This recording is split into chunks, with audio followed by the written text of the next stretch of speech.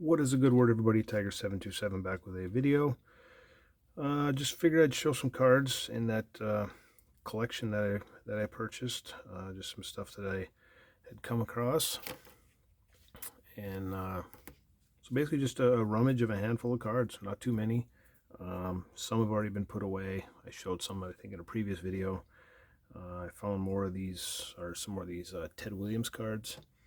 Um, Ted, Ted Williams Best, I believe, is what they're called.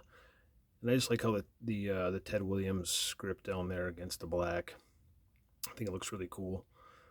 So yeah, I couldn't resist. I figured I'd start putting them aside and try to make the set. And I think I'm just missing the Griffey and I forget what other one right now. So there's the Ventura.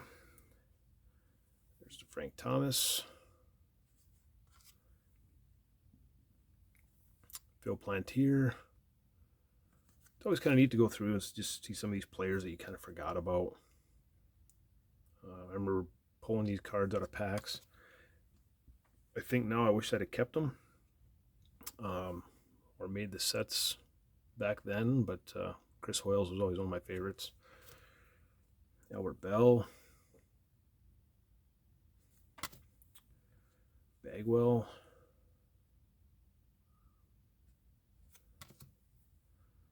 Roberto Alomar, Ruben Sierra. Yes, this collection had so much different stuff in it, and I've just been slowly going through it. I've sent some stuff into ComC. I sent a decent amount of like the oddball TV type stuff, Star Wars. I believe it was somebody, I can't remember who right now off the top of my head, that asked for a Star Wars set when I made the one video, so I put one aside for him. I believe it was Ken over at Ken's Cardboard, actually, so I threw a Star Wars set aside for him.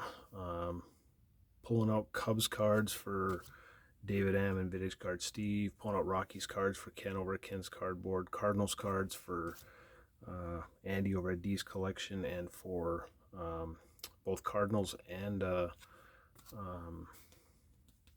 White Sox for Zach and Porter, just to name a few. So just trying to help those guys with their collections too. There's a Milt Kyler I did not have. And Robbie Thompson. I'm surprised that I had opened up a decent amount of this Pinnacle back in the day. I'm surprised I didn't have these players that I collected. Dalton, Chris Hoyles, Caminiti, cool Jeff Conine, Team 2000 Ben McDonald, nice Bonds.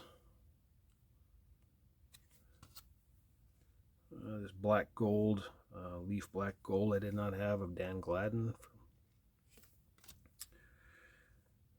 And I'm pretty sure I had this whole set somewhere, but I can't find it. I don't know what I did with it. But there's the Ripken, Will Clark,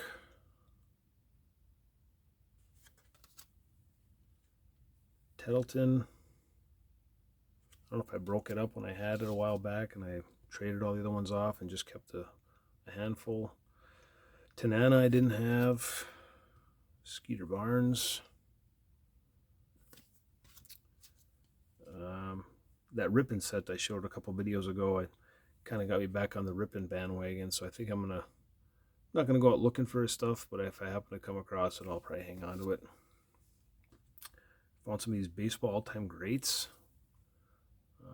Didn't have the K-line. There's a lot of variations in this set. You know, some where you can see the logo on the hat, and others where you can't. Obviously, you can see the logo on the K-line here. I don't believe the K-line is one of the logos. This Cobb is, though. So you can see the D here, but there's another one where you can see where you can't see the D. And then I showed some of these in the last one. I didn't have this Gonzalez card. I needed that. Just the color on these cards is magnificent. Very cool. Piazza I didn't have. going to show this card last because I want to talk about it for a second. Got another one of these. I remember when I was a kid, I wanted this card so bad, and I finally pulled one out of a pack. I still have it to today, but whenever I find one, I typically grab onto it. In my opinion, one of those iconic cards from the early 90s. Obviously, it's only worth a few bucks, but a Sheffield I didn't have. Slugfest from Pinnacle. Another Sheffield Diamond King I didn't have. Closing in on finishing up all the Diamond King sets from the mid-80s to late 90s, I think. David Need I didn't have. The Braves. Kruk. I believe it's a rookie. Yeah, it is a rookie. With the Padres, obviously. Luis Gonzalez I didn't have. And when I found this card, I had debated about going for this set because I remember how big these things were back in the day, these Team Pinnacles. This one's got Matt Williams on this side.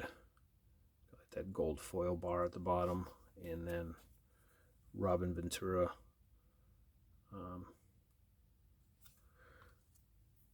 The other card, this card I wanted to talk about a little bit because call me an idiot, call me stupid, but I never bought in these Upper Deck fun packs. I believe they're made by Upper Deck. Let me double check.